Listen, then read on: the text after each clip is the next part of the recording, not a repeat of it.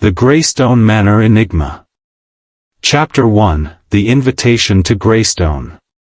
It was on a particularly bleak afternoon in late October that the matter of Greystone Manor first crossed our path.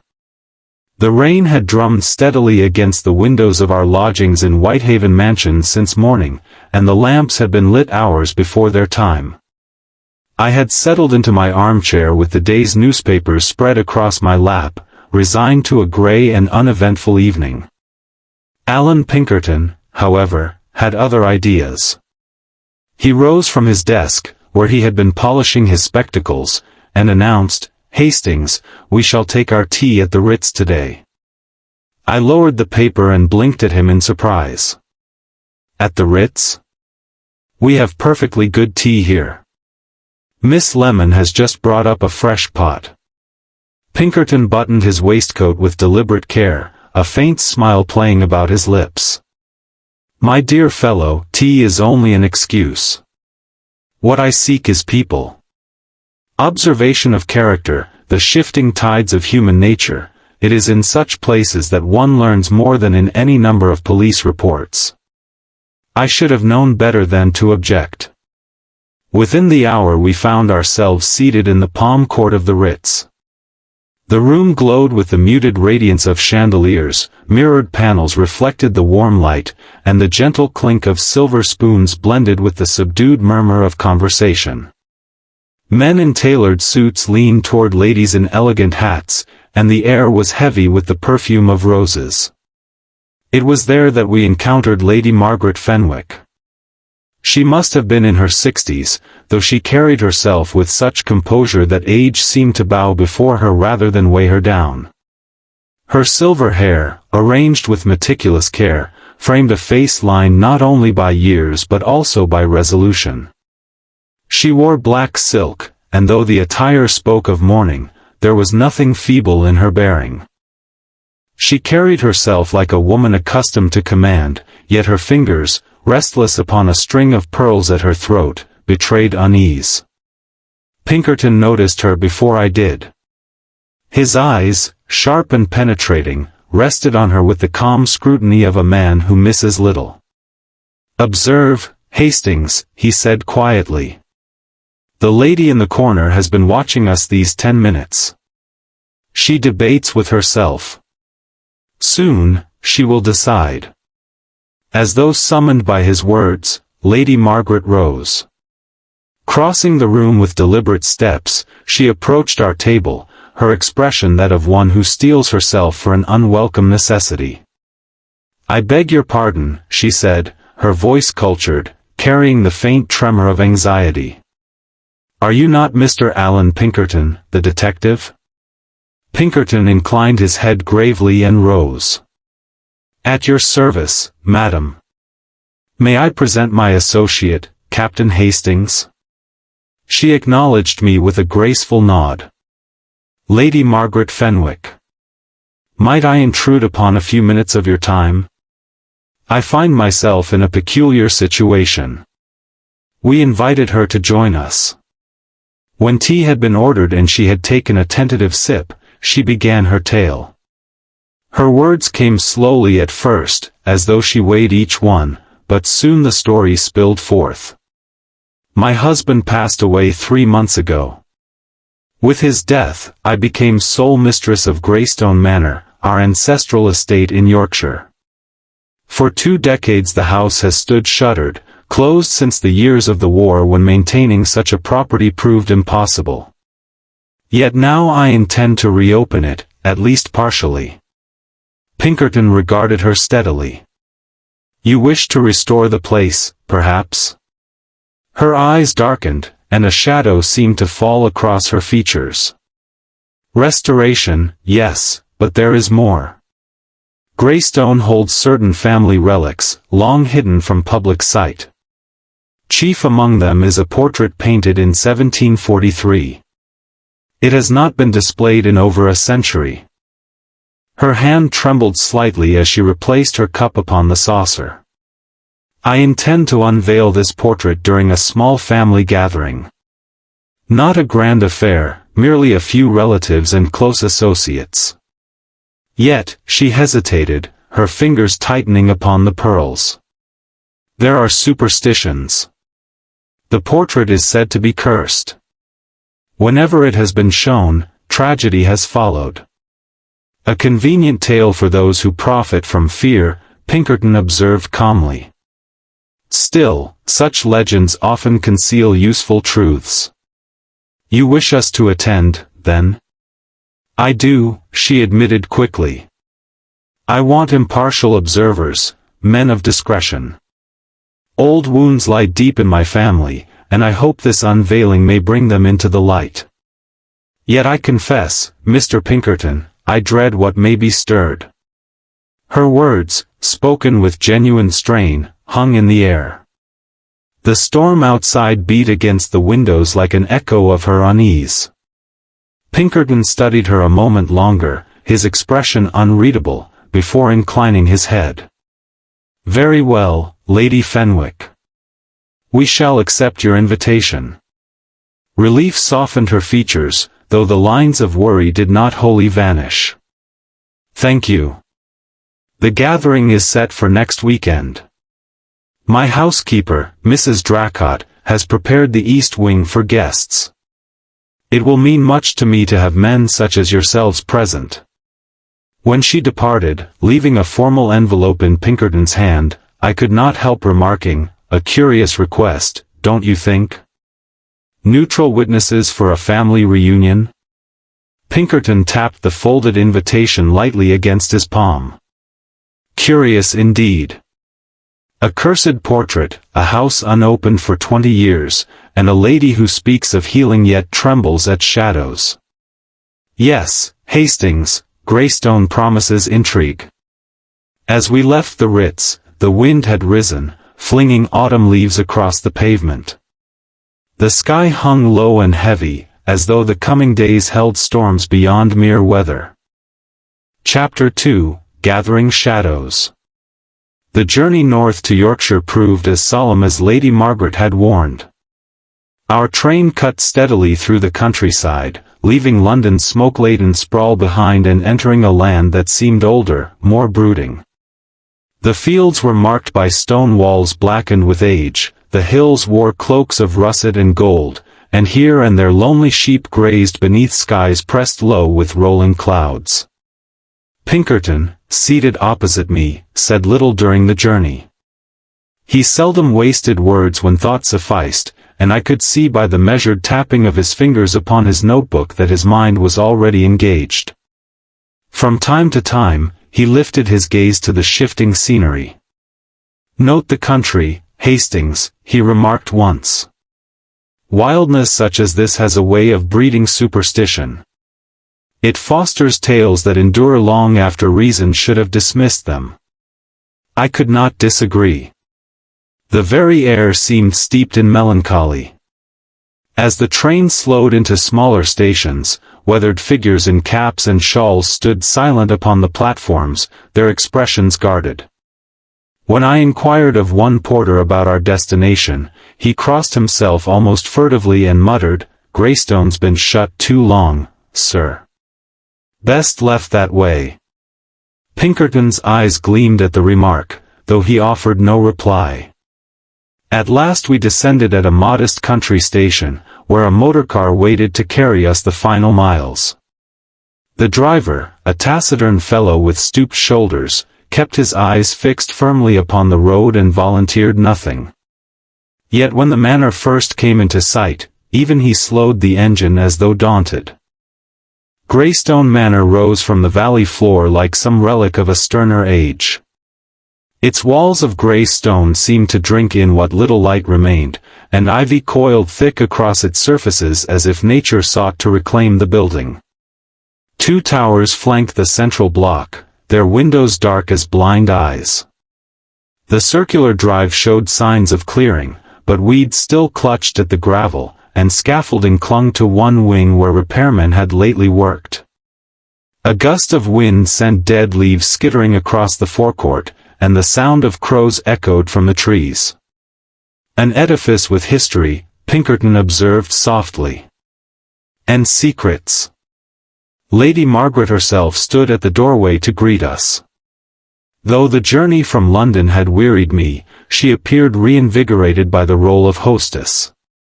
At her side was the housekeeper, Mrs. Dracott. A tall, spare woman with steel-gray hair bound in a knot, she possessed eyes that missed nothing. Her curtsy was minimal, her gaze steady. I felt she measured us not as guests but as interlopers. Mrs. Dracott has tended the East Wing through all the years of the manor's closure, Lady Margaret explained. Without her diligence, we could not have received you in comfort. We were led into the entrance hall, vast and shadowed, where a grand staircase climbed into obscurity. Dust still lingered upon the carved balustrade despite recent polishing, and portraits of stern ancestors frowned down from the walls. A great clock ticked solemnly in a corner, its chime echoing faintly as though reluctant to disturb the silence. Lady Margaret guided us toward the drawing room where the other guests awaited. First to rise was a young man of about 30, fair-haired and tall, with an easy charm that nevertheless seemed strained. "My nephew, Julian Fenwick," Lady Margaret announced.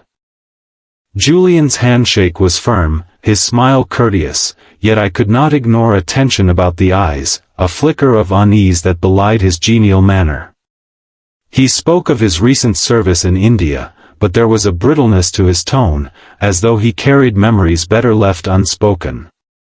Pinkerton, listening keenly, noted it with the smallest incline of his head.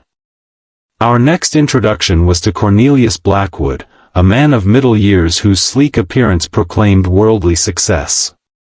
His dark hair was meticulously arranged, his suit of fine cloth, and his smile practiced. When he clasped my hand, his gaze darted past me to the paintings on the walls, appraising them with the cold calculation of a man who thought in terms of value. "An honor to meet you, Mr. Pinkerton," he said smoothly. "I trust our gathering will prove peaceful, though I understand you thrive upon puzzles." His words bore the polish of civility, yet I detected hunger beneath them, as if profit were always foremost in his mind.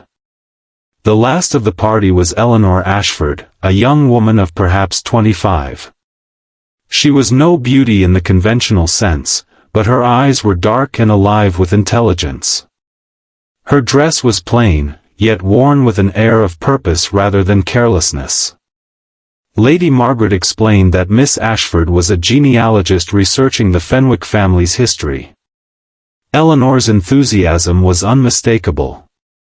She spoke eagerly of missing heirs, vanished documents, and legends half forgotten.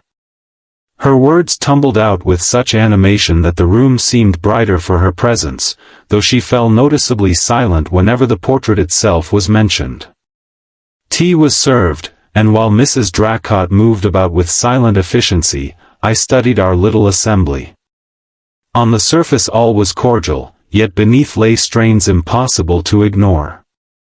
Julian's eyes often strayed toward his aunt with a look that mingled affection and something like desperation. Blackwood's gaze lingered greedily on every object of art within sight. Eleanor's interest was fixed upon Lady Margaret's records and stories, her questions relentless. The storm that had threatened all day pressed more heavily against the windows as the light failed. Shadows gathered in corners, and the old house seemed to listen. I could not shake the sense that we had stepped into a drama centuries in the making, and that every player bore some unspoken burden.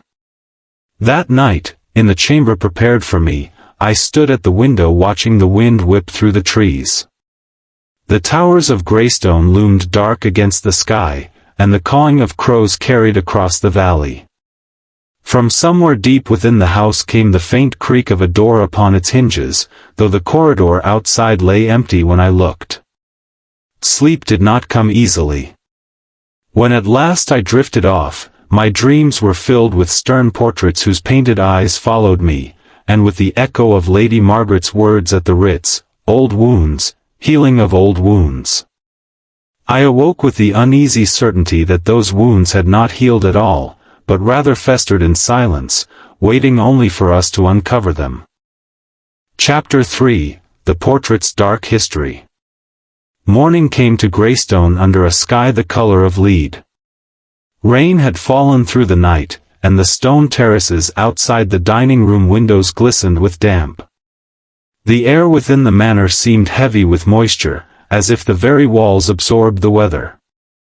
I had slept poorly, my rest troubled by dreams of echoing staircases and a face in a portrait that I had not yet seen. When I descended for breakfast, I found the household assembled in a room that bore the marks of both grandeur and neglect. A long mahogany table stretched beneath a chandelier whose crystal drops had grown dull with time.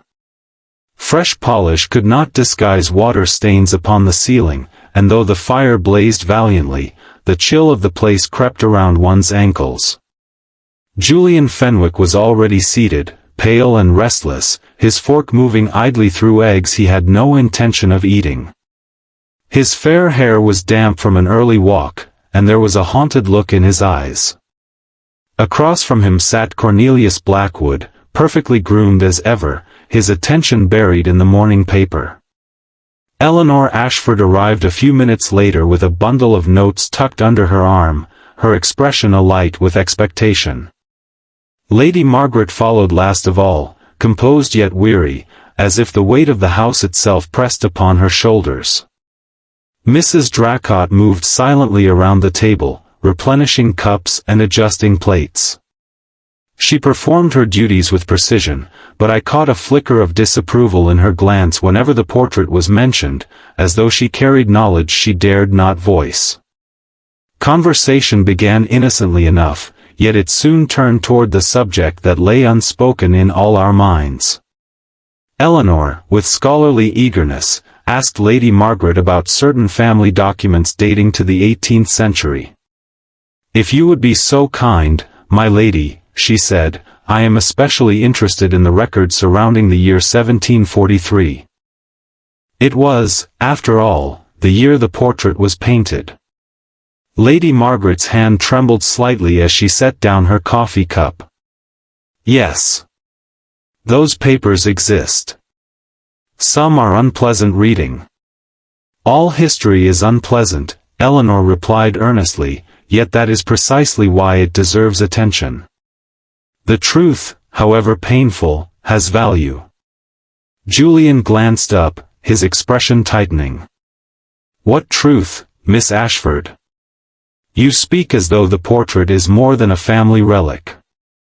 Eleanor leaned forward, her eyes bright. "The painting depicts Sir Roderick Fenwick, who inherited the estate in 1743. Yet his succession was disputed. His younger brother, Thomas, claimed their father had been married secretly before Roderick's birth, which would have made Thomas the rightful heir." Lady Margaret shifted uncomfortably. "Perhaps this is not the time." But Eleanor pressed on. "Thomas was outspoken. He gathered evidence, or so the records suggest. He accused Roderick openly. Weeks later, Thomas died suddenly, officially from a riding accident, though rumors persisted that foul play was involved." Blackwood lowered his newspaper, his pale eyes gleaming with interest. "Deliciously dramatic. A disputed inheritance, a sudden death, a portrait that carries whispers of a curse. One could almost write a novel." Lady Margaret's face hardened. "To my family, Mr. Blackwood, it is no story. It is grief passed through generations." The silence that followed was oppressive. The only sound was the rain beating against the windows and the faint clink of silver on china. Pinkerton, who had remained quiet thus far, now spoke. "And this portrait, what role is it said to play in these tragedies?" Lady Margaret's eyes dropped to her plate. "The belief persists that Thomas's spirit resides within it. That whenever the painting is displayed, misfortune follows. Deaths, always deaths. The last public showing was in 1798. Within the week, my ancestor's eldest son perished, along with 2 others. Since then, the painting has remained locked away. I confess a chill crept over me at her words. I half expected Mrs. Dracott to scoff, yet when she finally spoke, her voice was low and steady. The portrait remembers, my lady. Some things ought never be disturbed. The effect was startling. Even Eleanor fell silent, struck by the gravity of the housekeeper's tone. She quickly recovered, though, her eyes flashing with determination. But surely, such tales are coincidence dressed as legend. Tragedies occur in every family. To assign them to a painted canvas is superstition of the most dangerous kind. Perhaps, Lady Margaret murmured, though her expression betrayed doubt. Yet coincidence repeated so often begins to wear the mask of design.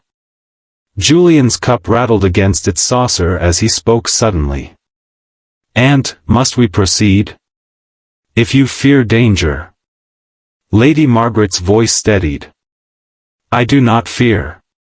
But I will not allow shadows to rule my family any longer. Too long have we locked away secrets. Whatever the cost, tomorrow night the portrait shall be unveiled." Blackwood smiled thinly. "A wise decision.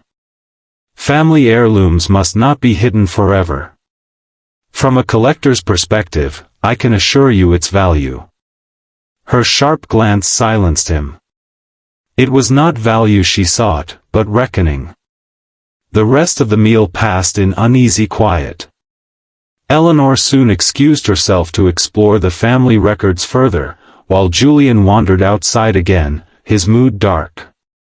Blackwood retired to the gallery, no doubt cataloguing objects in his mind. Lady Margaret withdrew to her private chamber, and I found myself alone with Pinkerton near the fire. He sat, hands steepled, eyes distant. "You heard, Hastings? A disputed inheritance, a sudden death, whispers of a curse. Such tales are fertile soil for crime. Where superstition walks, guilt often follows." I nodded, though uneasily. "You do not credit the curse?" He gave a faint smile. "Curses are for those unwilling to face truth. Yet mark me, men will commit murder and call it fate. It is easier to blame a ghost than one's own hand." Later that day, Eleanor worked in the library with a feverish energy, pulling volumes from shelves, exclaiming over fragments of genealogical charts. Blackwood prowled the corridors, pausing before canvases as though weighing them on invisible scales. Julian returned soaked from the rain, muttering excuses, and Lady Margaret held herself apart, her silence eloquent of inner conflict. As dusk fell, the manor grew darker than seemed natural, the lamp struggling against its vastness. The portraits along the walls appeared to glower in the flickering light. I could not help but imagine the one still concealed in the locked chamber, painted centuries before, waiting for its shroud of velvet to be drawn aside. That night, as I lay in my bed listening to the ceaseless patter of rain, I thought of Lady Margaret's words, "Always deaths." Whether coincidence or curse, history seemed determined to repeat itself.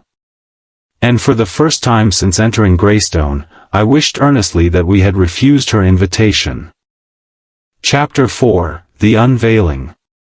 The day of the unveiling broke with the storm already pressing upon the moors.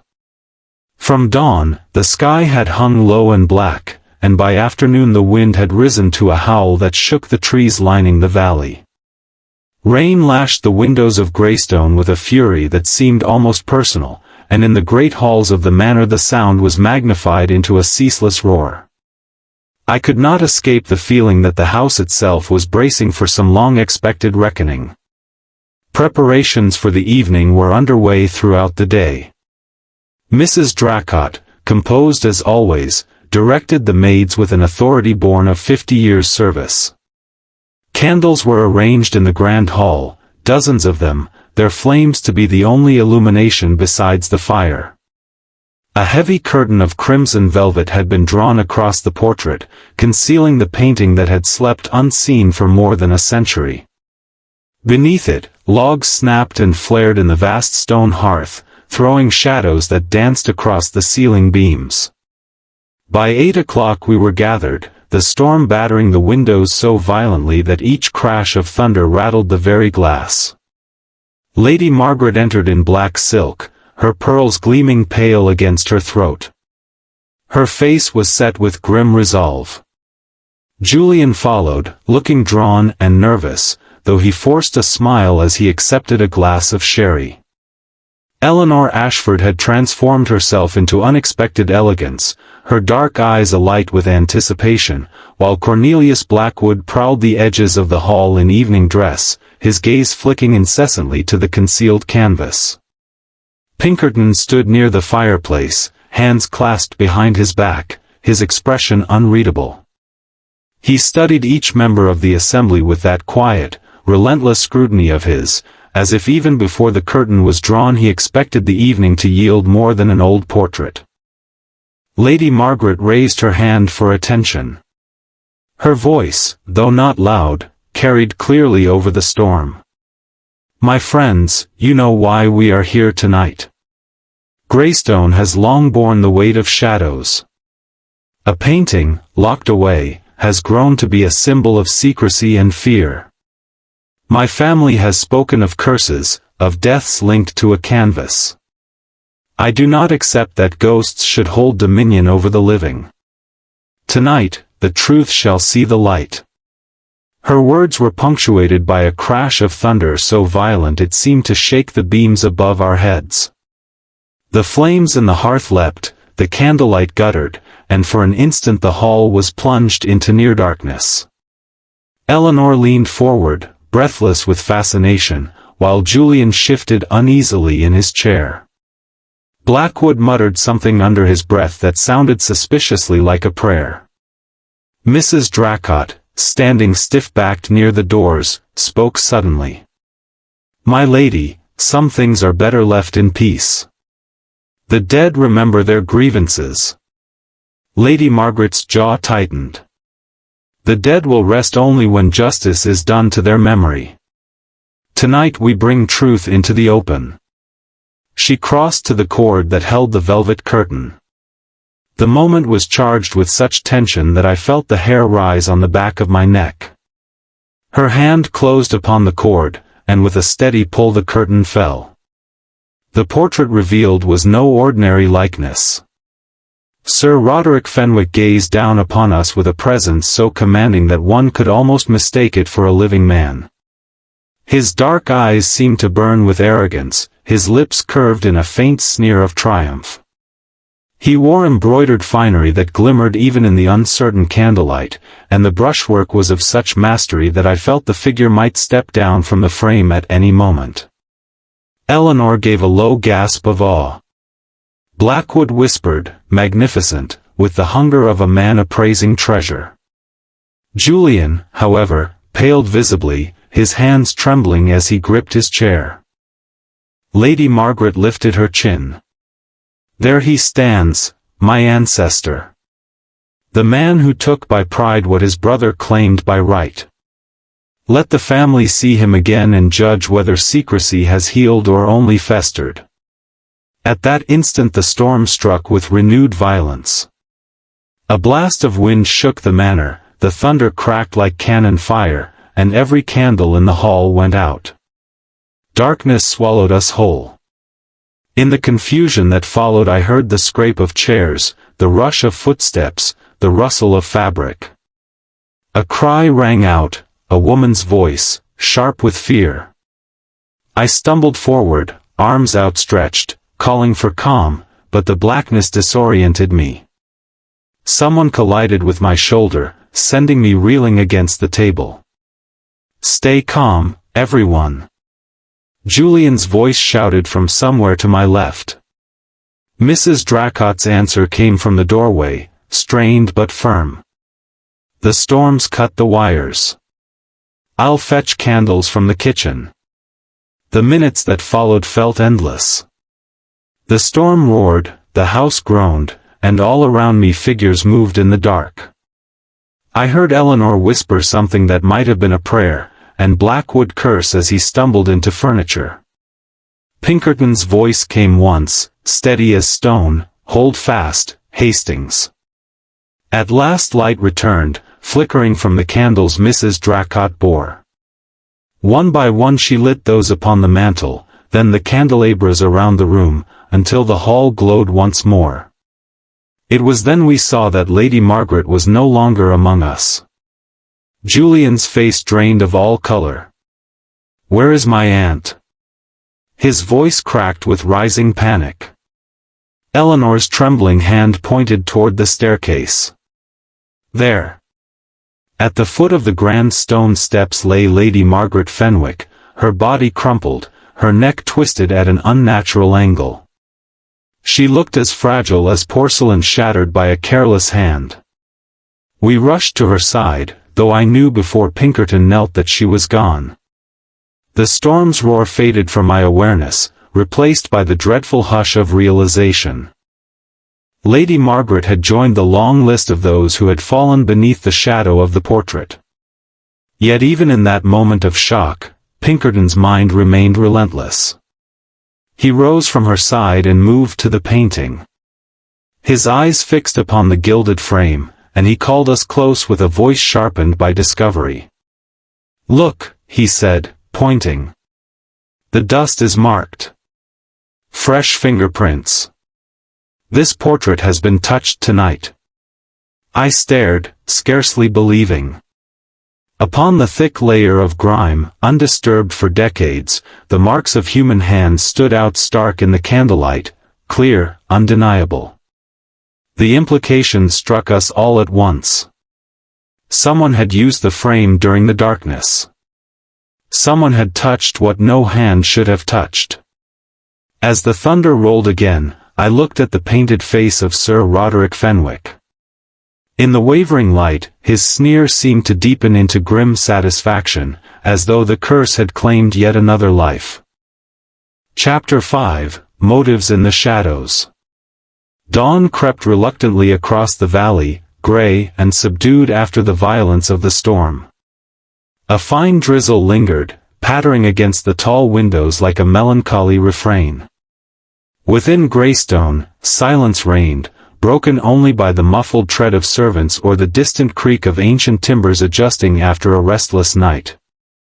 The household had suffered a shock from which none of us had yet recovered.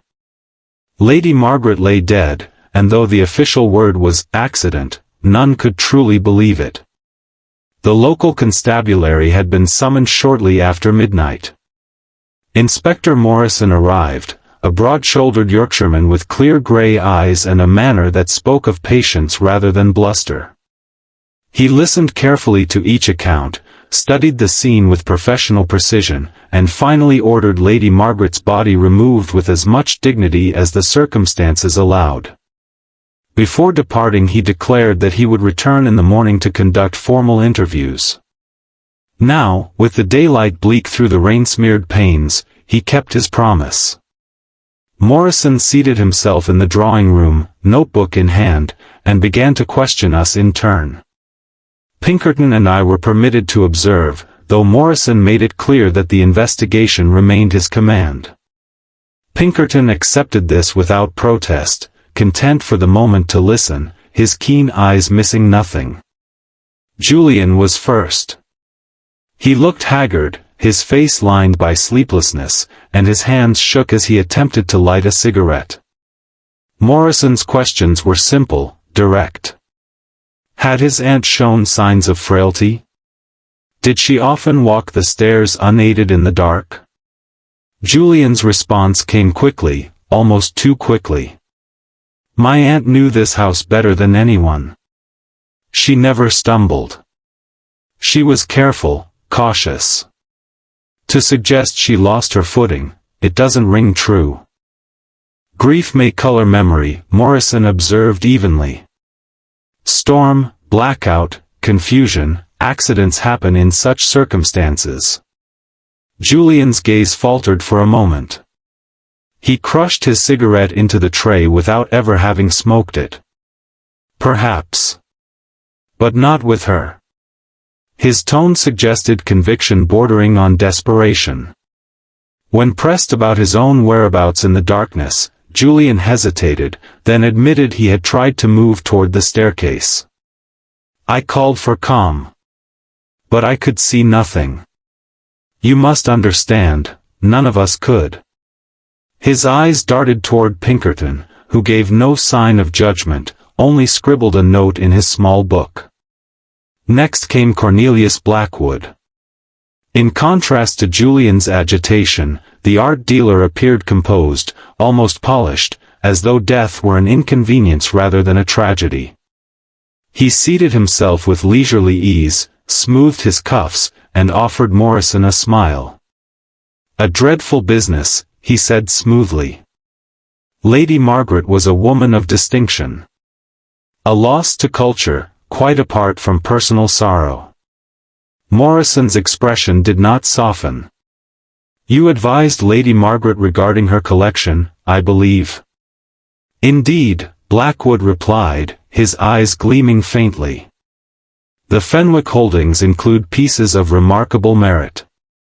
Many families of ancient lineage neglect their heritage, but Greystone contains treasures. The portrait in question, for example, is a masterpiece, valuable not only for its craftsmanship but for its historical significance. I noticed Pinkerton tilt his head slightly, as though weighing each syllable. Blackwood spoke of art with reverence, but it was the reverence of a merchant eyeing profit. Morrison asked whether Lady Margaret had ever considered selling. For the first time, Blackwood's composure flickered. She refused. Sentiment outweighed reason, as it so often does. And last night? Morrison pressed. Where were you when the lights failed? In my chair, Inspector, startled like the rest. I confess I stumbled in the dark. But I touched nothing, certainly not that painting. His words were emphatic, though I sensed unease beneath the surface. Eleanor Ashford followed. The young historian entered with a subdued air, her notes clasped tightly in her hands. She looked pale, her earlier enthusiasm dimmed by grief. Yet her voice trembled less from fear than from conviction when she spoke of Lady Margaret. She was courageous, Eleanor said softly. She wanted to confront the family's past honestly, not hide it any longer. That is why I admired her. She was willing to acknowledge painful truths. Morrison questioned her about her research. Had she uncovered anything likely to distress Lady Margaret before the unveiling? Eleanor hesitated, then answered with care. The records hint at injustice. Thomas Fenwick may have been cheated of his birthright. Lady Margaret was interested in that possibility. She wished to know more, though it pained her. Her dark eyes shone with something I could not entirely read, perhaps passion for truth, perhaps something more personal. And where were you when the candles went out? Morrison asked. I remained near my seat. I could not move. I heard voices, footsteps, but I did not leave my place. Her voice wavered. When the lights returned and Lady Margaret was gone, she broke off, her composure faltering at last. Morrison noted her words, then called for Mrs. Dracott. The housekeeper entered stiff-backed, her lined face betraying sorrow. She had known Lady Margaret longer than any of us. Her loyalty was plain, yet so too was her guardedness. I served this family 50 years, she said firmly. Through war, famine, births and burials. Lady Margaret was the finest mistress Greystone ever had.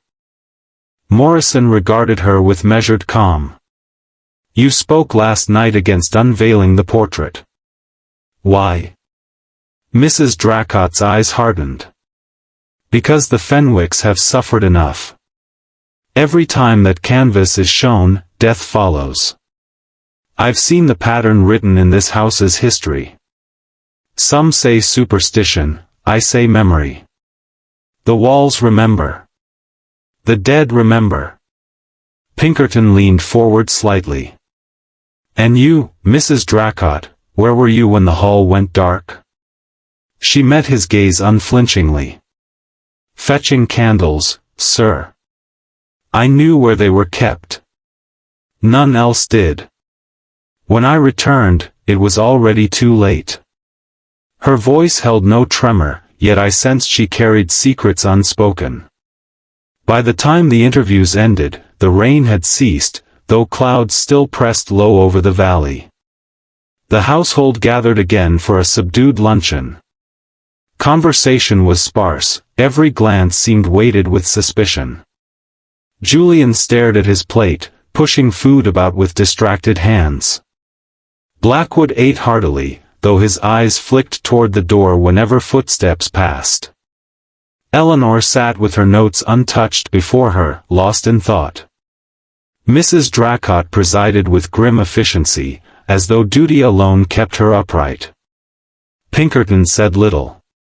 Yet I knew the machinery of his mind was working tirelessly. The matter of the fingerprints troubled him deeply, for they proved beyond question that someone had touched the portrait during the blackout. But who? As we rose from the table, the storm clouds shifted, allowing a shaft of pale light to strike through the tall windows. For an instant it illuminated the stern faces of the Fenwick ancestors gazing down from their portraits. They seemed to look upon us not with indifference, but with silent accusation. That afternoon, as I walked the drafty corridors beside Pinkerton, I confessed my unease. Every one of them had opportunity. Each has something to gain or something to conceal. Yet the evidence is smoke. Pinkerton's reply was calm, deliberate. True, Hastings. But smoke is never without fire. We must learn whose fire it is before it consumes more lives. His words echoed in my mind as the old house creaked around us, shadows lengthening once more. Chapter 6, Shadows and Fingerprints. The rain eased after luncheon, though the sky remained sullen and heavy, casting the grounds of Greystone in a dull light. The air carried that uneasy stillness which follows a storm, as though nature itself paused to catch its breath. Within the manor, however, unease had not lifted. Conversation was strained, glances were guarded, and footsteps echoed with peculiar weight across the stone floors. Inspector Morrison departed for the village, promising to return the following morning with equipment for a proper examination of the fingerprints discovered upon the portrait's frame. He believed in method, in measured procedure. Pinkerton, however, rarely trusted time when opportunity might slip away. As soon as Morrison's motor car rolled down the drive, Pinkerton gestured to me with quiet finality. Come, Hastings. We shall not wait.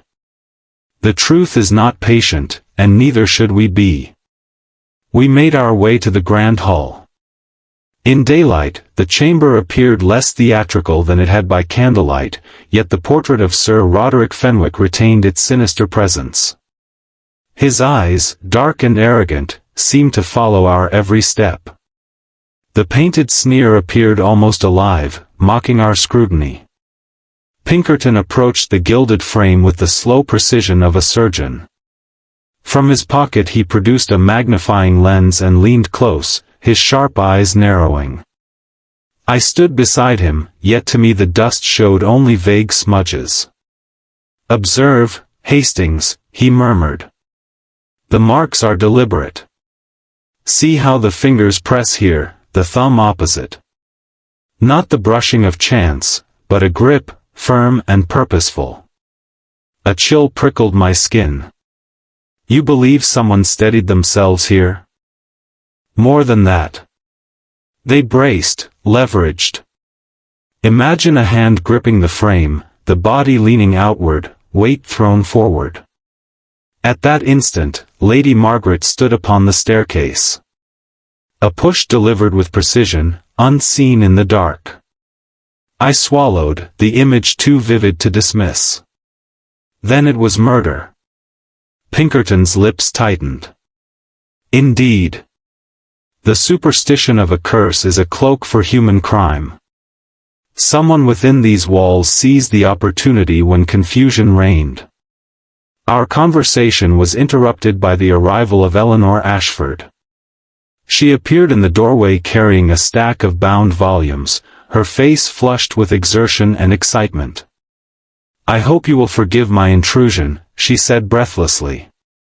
"I thought the presence of the portrait might illuminate certain records. Sometimes proximity aids perception." Pinkerton regarded her steadily. "And what have you uncovered, Miss Ashford?"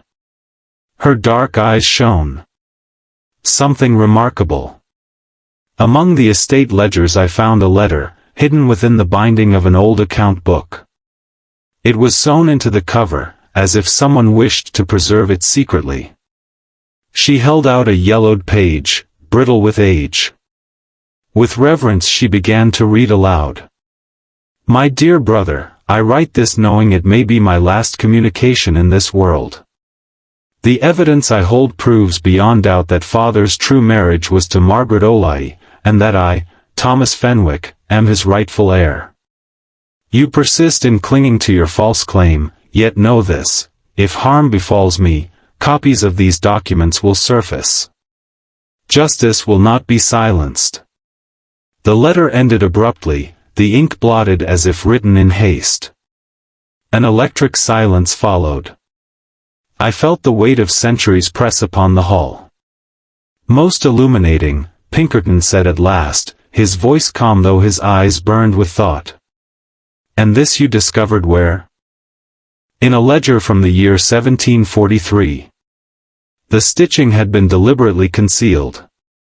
Whoever placed it there wished to preserve the truth while ensuring it would not be easily found." At that moment, Mrs. Dracott entered, her step slow, her face pale. She had evidently overheard the reading. She moved toward us with measured gravity. "I wondered when that letter would surface," she said softly. We turned as one. Pinkerton's gaze fixed upon her. "You knew of its existence?" She nodded, her hands clasped tightly before her. "My grandfather was footman here when young Master Thomas died. He told me stories passed down with warning never to repeat. Thomas did not fall from his horse. He was pushed. And he was pushed down these very stairs." Her words seemed to chill the air itself. I glanced toward the staircase, imagining two shadows struggling upon the steps centuries ago, one falling to his death, the other surviving to inherit. The echo of that crime now mirrored in Lady Margaret's own fall. Eleanor leaned forward, her scholarly intensity sharpened. "Pushed? By whom?" Mrs. Dracott's voice grew taut. "My grandfather named no names. He said certain members of the household were bribed to keep silent. He was poor, with family to feed. Silence was bought cheaply in those days." Pinkerton's tone was gentle, though his eyes were relentless. "And yet you carried this knowledge all your life." "I served faithfully," she said, her voice breaking. "What good would it have done to drag old bones from the earth? But when your lady read of curses, I knew she courted danger.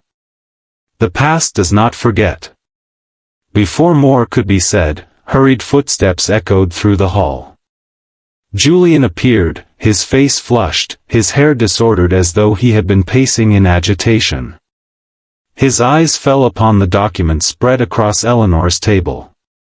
He stopped short, his expression tightening into alarm. "Where did you find those papers?"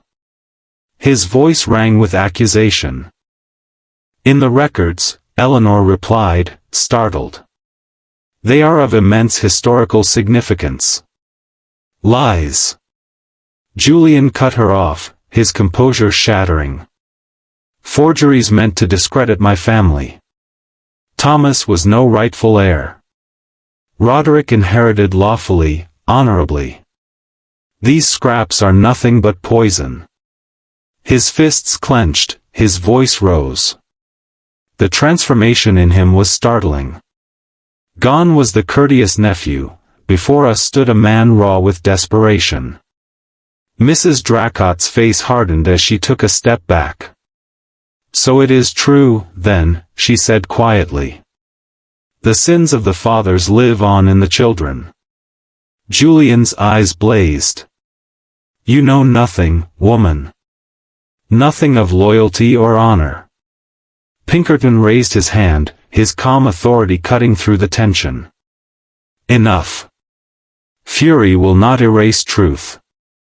This letter speaks, whether we wish to hear it or not. The past has stepped forward, and it demands recognition." For a moment Julian seemed poised to strike, but then he turned sharply on his heel and stormed from the hall. His footsteps rang against the stone, fading into silence. Eleanor sank into a chair, her face pale but her eyes alight with conviction. "This proves it," she whispered. "Thomas's death was no accident. And Lady Margaret's."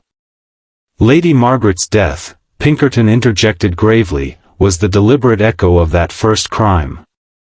Someone has revived the injustice of centuries past to serve their own design." His words settled upon us like a verdict. The storm outside had passed, yet within Greystone the atmosphere was heavier than ever, charged with secrets waiting to erupt. As Mrs. Dracot withdrew, her steps weary, I could not shake the feeling that the walls themselves held more to tell. Pinkerton stood silently before the portrait, his figure dwarfed by the painted arrogance of Sir Roderick. The fresh fingerprints still marred the frame, mute testimony that the curse of Greystone was not of spirits, but of human hands. Chapter 7, The Grey Cells at Work. Evening fell early over Greystone, as though the valley itself wished to retreat into shadow. The storm had passed, leaving the air heavy with damp, and the last light of day struggled through thick banks of cloud. In our private sitting room, a fire burned low, its glow casting restless patterns upon the walls. I sat in my chair, restless, while Allan Pinkerton paced before the hearth with that restless energy which I had come to recognize as the sign of his mind working at its highest capacity.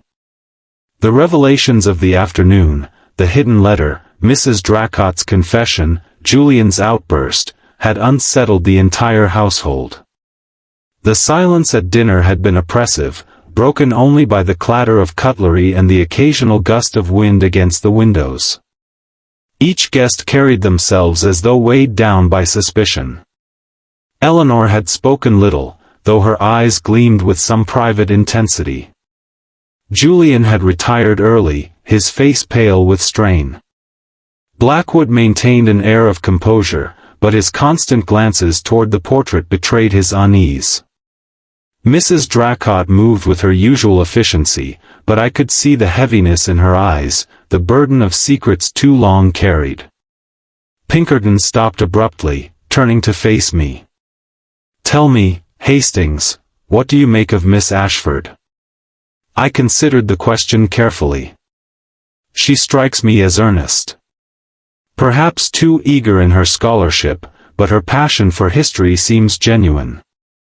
Pinkerton's lips curved in the faintest smile. "Earnest, yes. But consider her timing. A genealogist appears at Greystone precisely when Lady Margaret decides to reopen the manor. She uncovers a hidden letter that has lain dormant for generations, and she reads it aloud at the very moment suspicion begins to stir. Do you not find that remarkable?" I shifted uneasily. "Coincidence, perhaps. Scholars pursue many leads." "Coincidence," Pinkerton repeated softly, "is a word men use when they wish to ignore design. Tell me, when she read that letter, did you observe her voice? The tremor? Was it the thrill of discovery, or something more personal? Something rooted in blood rather than parchment? The question struck me. I recalled Eleanor's expression as she spoke Thomas Fenwick's words, a fervor too intense for mere academic excitement. Her hands had trembled, her eyes had burned with conviction. "You believe she is connected to him," I said slowly. Pinkerton nodded. "A descendant, perhaps. An illegitimate line, overlooked by history. It would explain her passion, her urgency. It would explain why she came here now, when the portrait was to be unveiled." The thought chilled me. If that is true, then she has motive. Revenge for injustice, a claim to inheritance long denied. Precisely. Pinkerton resumed his pacing. "And remember, the killer touched the frame. Fingerprints, fresh upon dust centuries old. That act betrays intention. It was not clumsiness. It was leverage, used in the dark to commit murder. The portrait did not kill Lady Margaret. Human hands did." I leaned forward. "But why would Eleanor expose the very letter that proves her family's claim? Wouldn't that draw suspicion toward her?" Pinkerton's eyes gleamed. "Ah, Hastings, that is the brilliance of it. By presenting herself as impartial historian, she shields herself. Who suspects the scholar who brings evidence into the open? It is a double game, uncovering truth while concealing personal stake." The fire crackled, sending sparks upward. Outside, the wind rose again, rattling the casements. I shivered, not from cold but from the growing certainty that the house was a stage upon which a tragedy centuries old was being replayed. "There is another matter," Pinkerton continued. "Mrs. Dracot's revelation. Her grandfather witnessed Thomas's fall, and yet silence was bought. For generations, truth has been buried under loyalty and fear. That silence gave birth to legends of curses, when in truth it was human greed and betrayal. History repeats itself, Hastings, when lies are allowed to fester." His words carried weight, and I felt them settle like stones.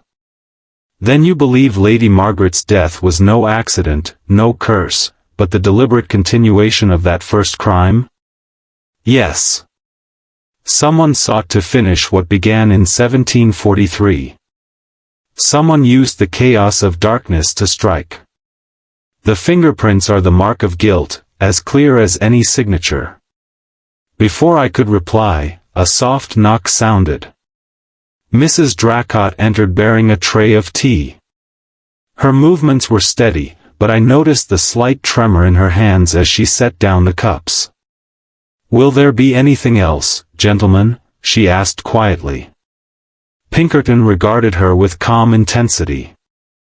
"Only one thing, Mrs. Dracot. Your family's service to the Fenwicks spans half a century. Such loyalty is rare. But loyalty often carries a price. What did it cost you?" For the briefest instant her composure faltered. A shadow flickered across her eyes, something between fear and weariness. "Some stories," she said softly, "are better left untold. The dead should rest." She withdrew before either of us could speak further, leaving behind the faint aroma of tea and an air heavy with unspoken truths. Pinkerton sipped thoughtfully, his gaze fixed upon the fire. "She knows more, Hastings. Much more. But she has guarded secrets so long they have become part of her bones. To pry them free will take time, and perhaps another death, if we do not act swiftly." The thought unsettled me deeply. I recalled the portrait looming in the hall, its painted sneer, its arrogant eyes. The legends of curses no longer seemed harmless tales. They were weapons, wielded to mask human guilt. We sat in silence for a time, listening to the moan of wind through the chimneys. My thoughts returned again and again to Eleanor, her fervor, her discoveries, her trembling voice. Could it be true? Could the quiet scholar be the bearer of vengeance across centuries? Pinkerton at last spoke, his tone deliberate. We are close, Hastings. The pattern is clear, though the proof must yet be fixed. Before long, the mask will fall. But until then, we must watch, and wait. The killer believes their crime hidden. That belief will make them careless. He leaned back, eyes gleaming in the firelight. Remember, truth is patient. Lies unravel. And here at Greystone, the shadows of the past are tearing themselves open. We must be ready when they collapse. The fire burned low. The house settled into uneasy silence, as though it too anticipated revelation. I could not shake the feeling that we were moving toward a conclusion both inevitable and dreadful. Chapter 8, Justice in the Shadows. Morning broke bright and clear, as if the storm had purged the valley of its brooding weight. Sunlight struck the towers of Greystone with unexpected brilliance, gleaming on rain-washed stone. Yet inside the manor, no brightness touched the hearts of its occupants. Lady Margaret lay dead, her body prepared for removal to the family vault, and suspicion hung over each of us like a heavy cloak. Inspector Morrison returned promptly, accompanied by a sergeant bearing a case of fingerprint powders and instruments. He intended to examine the fresh marks upon the portrait's frame, but Allan Pinkerton intervened before the constable could begin. His calm authority carried such weight that even Morrison paused. "Inspector," Pinkerton said, "permit me a small indulgence. Gather the household in the grand hall. Before you begin with powders and lenses, would have the story told in its entirety. We are not dealing with superstition, nor with chance. We are dealing with a crime rooted in history. Let us hear the past speak before we seek the present in detail." Morrison, though reluctant, consented. Within the hour, the household assembled once more beneath the painted arrogance of Sir Roderick Fenwick. The portrait seemed to sneer in the morning light, its dark eyes mocking the living. Julian slumped in a chair, pale and drawn, his hands clenched upon his knees. Blackwood stood near the mantel, his posture smooth yet his gaze restless. Mrs. Dracott kept her place by the door, rigid as a sentinel, her lined face unreadable. Eleanor Ashford arranged her notes upon the table, her eyes bright with nervous energy. Pinkerton positioned himself before the hearth, the fire at his back, the portrait looming above. He surveyed the group with measured calm, his small figure commanding the room with quiet force.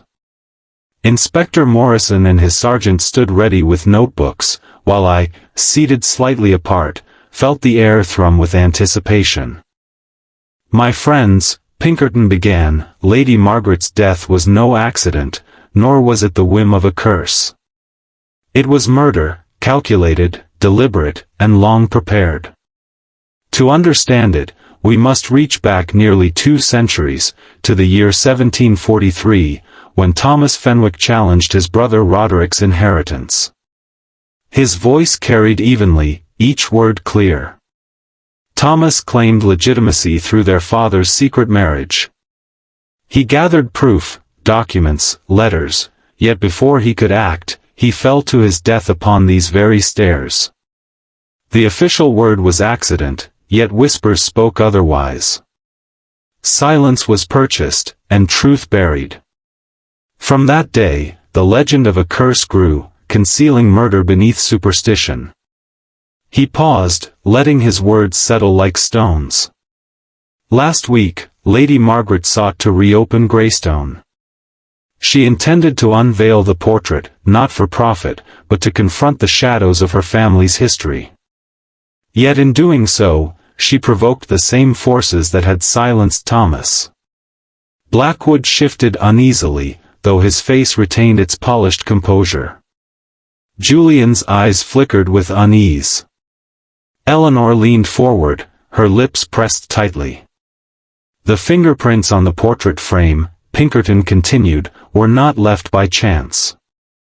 They are proof of leverage. In the darkness, someone gripped the frame, braced themselves, and with one push sent Lady Margaret to her death. A simple method, concealed by chaos. But in their haste, the killer forgot that untouched dust does not lie. Morrison cleared his throat. And who, Mr. Pinkerton, do you suggest committed this act? Pinkerton's gaze swept the assembly before resting on Eleanor. The answer lies in blood. Miss Ashford is no detached historian. She is Eleanor Fenwick, descendant of Thomas through a line history chose to ignore. Her passion for the archives, her discovery of the letter, her fervor when reading it aloud, these were not the marks of a scholar alone, but of an heir carrying centuries of grievance. A collective gasp ran through the room. Julian half rose, then fell back, stunned. Blackwood's eyes narrowed with sharp interest, already calculating what profit such revelation might yield. Mrs. Dracott closed her eyes briefly, as though a long-expected truth had at last been spoken aloud. Eleanor did not deny it. She stood, her face pale yet composed. "You are correct," she said, her voice low but steady. "Thomas was my ancestor. My family lived in poverty while the usurpers prospered. For generations, we endured in silence. When Lady Margaret invited me here, I thought at last justice might come. She wanted only to acknowledge the wrong, not to make it right. She planned to leave everything to Julian, as though truth mattered less than tradition. I could not allow that." Morrison stepped forward, hand resting upon his cuffs. "You admit to the act?" Eleanor's eyes blazed. "Yes. When the lights failed, I used the frame to steady myself. I pushed. One push ended centuries of injustice. Call it murder if you will. I call it justice." Her words rang through the chamber, defiant, echoing off the stone walls. Yet Pinkerton's voice, calm and steady, cut through with finality. "Justice built upon revenge is no justice at all. It is merely a new injustice wearing the mask of righteousness. You avenged Thomas, but you destroyed Margaret, who sought to face the truth, not conceal it. You have perpetuated the very cycle you claimed to break." For the first time, Eleanor faltered. Her eyes flickered, her breath caught, but she lifted her chin once more. "I did what had to be done." Morrison moved forward, placing the irons upon her wrists. "Eleanor Ashford, Eleanor Fenwick, you are under arrest for the murder of Lady Margaret Fenwick." As the sergeant led her away, she turned once more to the portrait. "Your reign is ended," she whispered fiercely. "My family will be silent no longer." The door closed behind her, and silence fell. Afterward, arrangements unfolded with practical speed. Morrison prepared his case for the magistrate. Blackwood departed that afternoon, his commercial ambitions soured by blood. Julian, freed from suspicion but crushed by the revelation, announced his intent to share a portion of the estate with Eleanor's surviving kin, should they be traced. Mrs. Dracott, relieved yet sorrowful, promised to remain caretaker until legal matters were resolved. As Pinkerton and I prepared to leave, I looked back at the manor rising against the cleared sky. The towers glistened, ivy dripped with morning rain, and crows wheeled overhead. The house seemed lighter, yet scarred, as though centuries of shadow had at last been dragged into the open. In the motor car, I turned to my friend. "Do you think she was right, Pinkerton? That justice, though cruel, was finally served?" He gazed out at the rolling countryside, his profile etched in the sunlight. Justice is a noble pursuit, Hastings. But revenge poisons the vessel that carries it. Eleanor sought truth but chose blood. In doing so, she bound herself to the same darkness that claimed Thomas. Lady Margaret's courage lay in facing shadows with light. Eleanor's weakness was to embrace the shadow itself. We rode on in silence, the miles carrying us away from Greystone. Yet I could not rid myself of the image of the portrait, those painted eyes sneering down at generations of strife, their power broken at last, though at dreadful cost. And as the manor faded behind us, I knew I would never again hear the word curse without remembering the tragic truth, that the dead may not haunt us half so persistently as the secrets we refuse to bury.